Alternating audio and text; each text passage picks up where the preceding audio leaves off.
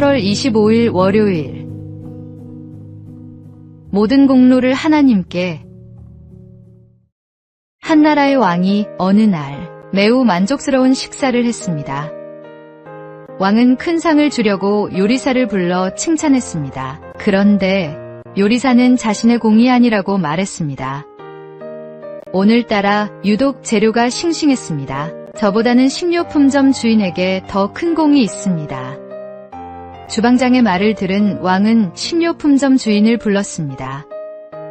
그런데 식료품점 주인도 자신의 공이 아니라고 말했습니다. 농부가 열심히 농사 지은 것을 저는 가져다만 팔았는걸요. 진짜 공은 농부에게 있습니다. 왕은 이번엔 농부를 불렀습니다. 그런데 농부마저도 자신의 공이 아니라고 말했습니다. 저는 그저 땅에 씨앗을 심고 거두기만 하는 농부입니다. 주 하나님이 좋은 햇볕을 주시고 때에 맞게 비를 내려주셔서 좋은 곡식을 거둘 수 있었습니다. 제가 한 것은 아무것도 없습니다. 모든 일을 내가 한 일이라고 생각할 때 감사할 일이 하나도 없지만 모든 일을 주님이 주신 은혜라고 생각할 때 감사의 제목이 넘쳐납니다. 누구보다 헌신했음에도 모든 공로를 하나님의 은혜로 돌린 사도 바울처럼 우리가 이루는 모든 일에 대한 공로를 오직 주님께만 돌리십시오. 오늘의 말씀, 내게 능력 주시는 자 안에서 내가 모든 것을 할 수 있느니라. 오늘의 만나, 우리의 모든 성취가 하나님의 은혜임을 인정하고 겸손한 마음으로 감사를 드리는 삶을 살아가시기 바랍니다.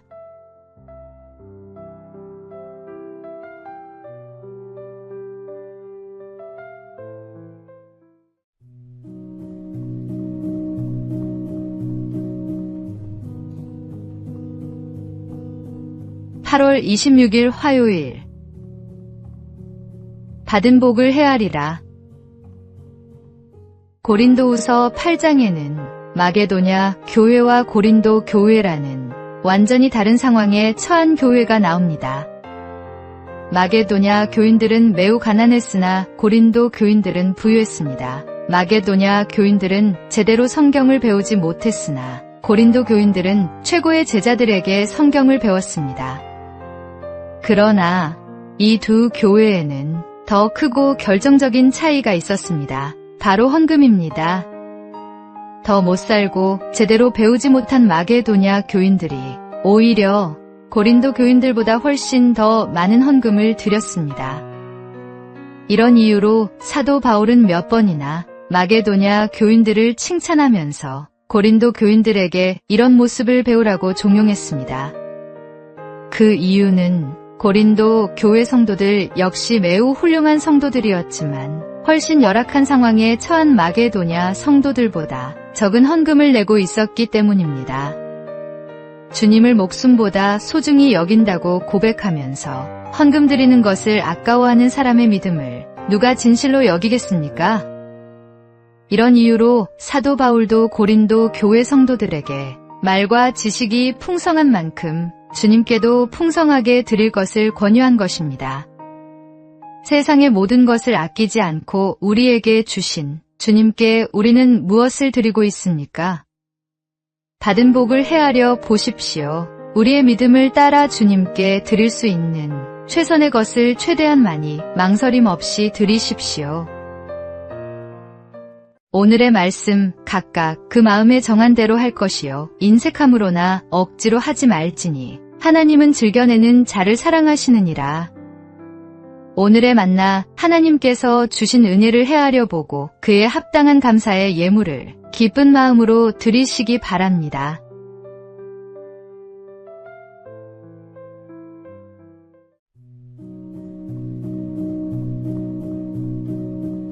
(8월 27일) 수요일. 주님을 향한 올바른 자세. 한 목사님이 설교 시간에 성도들에게 주먹을 쥐고 두 팔을 앞으로 내밀어 보라고 한 후 세상을 향해 주먹을 내밀고 있는 이 모습은 우리 마음대로 살려는 모습입니다. 대부분의 세상 사람은 이렇게 살아갑니다라고 말했습니다. 목사님은 다음으로 상대방을 향해 주먹을 내미는 모습은 다른 사람을 지배하려는 모습입니다. 사회적으로 성공한 많은 사람이 이렇게 살아갑니다. 목사님은 이번에는 그대로 주먹을 펴보라고 말했습니다. 상대방을 향해 주먹이 아닌 손을 내밀 때 우리는 예수님 말씀처럼 살아갑니다. 서로 섬기고 사랑하라는 말씀대로 말입니다. 목사님은 이번에는 두 손을 그대로 들어 만세를 해보라고 말했습니다. 그러나 사람을 섬기고 사랑하는 모습으로는 부족합니다. 지금처럼 하나님께 두 손을 들고 항복하는 신앙생활을 하십시오. 사람을 섬기고 사랑하면서 하나님을 향해서는 주먹을 쥐고 맞서는 어리석은 사람이 되지 마십시오. 예수전도단을 설립한 로렌 커닝햄이 사용하던 예화입니다. 주님의 말씀대로 형제와 자매를 사랑하며 주님이 보여주신 사랑대로 모든 것을 주님께 드리십시오. 오늘의 말씀, 만일 누가 말하려면 하나님의 말씀을 하는 것 같이 하고 누가 봉사하려면 하나님이 공급하시는 힘으로 하는 것 같이 하라. 오늘의 만나, 하나님께 완전히 항복하고 순종하는 마음으로 형제자매를 사랑하며 섬기는 삶을 살아가시기 바랍니다.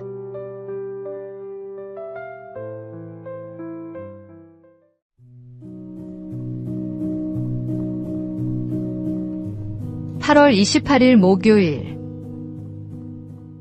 작은 일에서의 충성.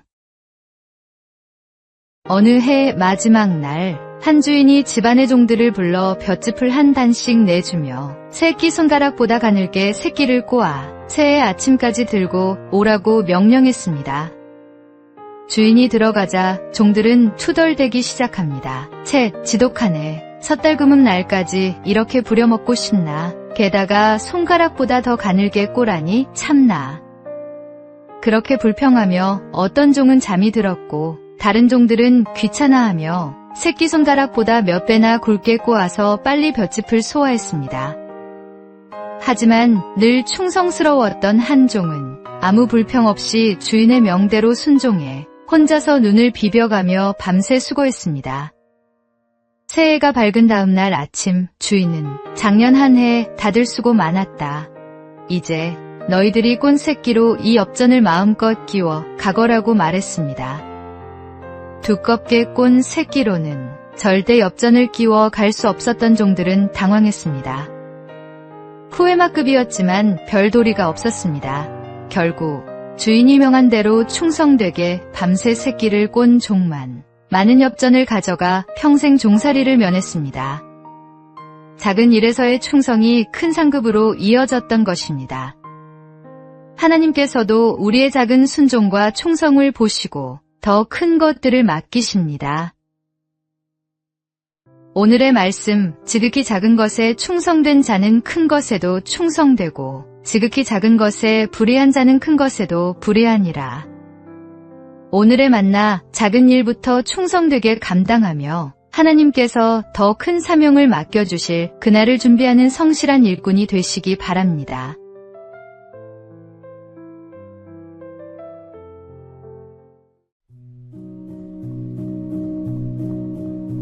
(8월 29일) 금요일. 작은 친구들의 큰 걱정. 묵과 닿은 강가 한쪽, 오랜 친구인 피라미, 잠자리, 개미가 모였습니다. 피라미가 먼저 걱정을 꺼냈습니다.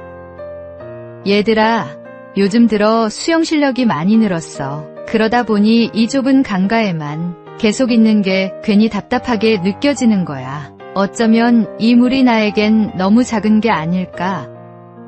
잠자리와 개미는 웃으며 손사래를 쳤습니다. 우리가 보기엔 평생 그런 걱정은 안 해도 될 것 같은걸? 이번엔 개미가 조심스럽게 말했습니다.